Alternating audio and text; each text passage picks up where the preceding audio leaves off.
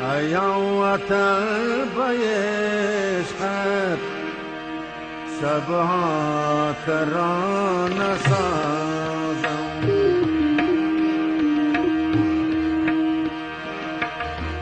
ایام وطن بیشتر شبها ترانه سازم از دیدش تو بارم تنها ترانه سازم تابش نیست تابنده است ستون سفید مرمری که شبها ستاره روزها خورشید می سوزد بر شانه‌هایش. این خانه بام بلندی دارد که پرچمش از راگ‌های طولانی است، مگر ضرب‌های تبالش از طنین نبض توست، مگر اهتزاز پرچمش از آلاب‌های توست. سکوت چه معنی دارد؟ در هیاهوی شهر غلغل آواز تو را می جوییم، در گوشه های خم زرگر آواز تو را می جوییم، از پنجره های گشوده درواز آواز تو را می جوییم. پیر اشاق تندیس بود آوارت را در مغاره طلایی گذاشتند.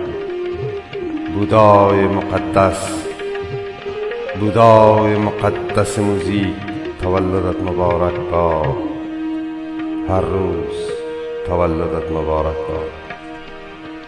سازنده تو بودن گردیده سکوت چه معنی دارد اکا جان؟ فدایت شوم اکا جان. اگر نخوانی کسی نیست تا کابل جنت را بخواند. اگر نخوانی اکا جان دریای کابل خون گریه دارد. اگر نخوانی تو با منی را نخوانی چه خواهد شد؟ این مرد نباید خاموش بنشیند، او صدای گداخته دارد، او طلای مذابی دارد در حنجرش. کجایی ای جنون ویرانت کو؟ دریا سر برگشت ندارد، ما فقط طول طوفانی مصرع‌ها را تقطیع میکنیم. سکوت هیچ است، فقط صداست که میماند. بخوان اکا جان، آزارم ندی که دلم تنگ است. بخوان تا یک نفر افغان است، بخوان تا ما فروزان است.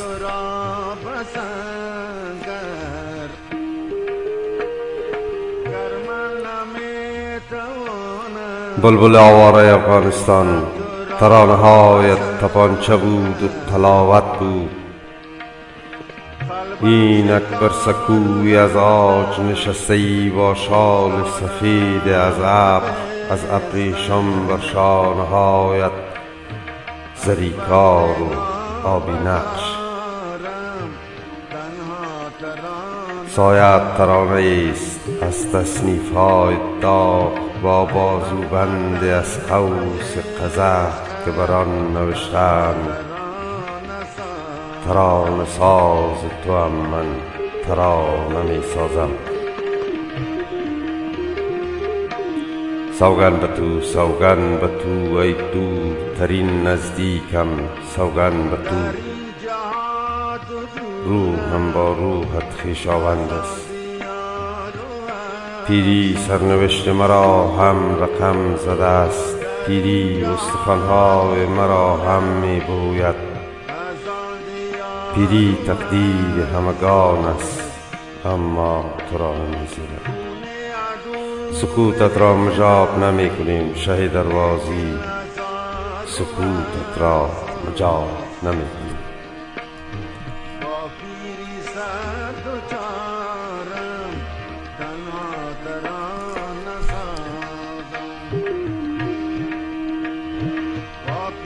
سر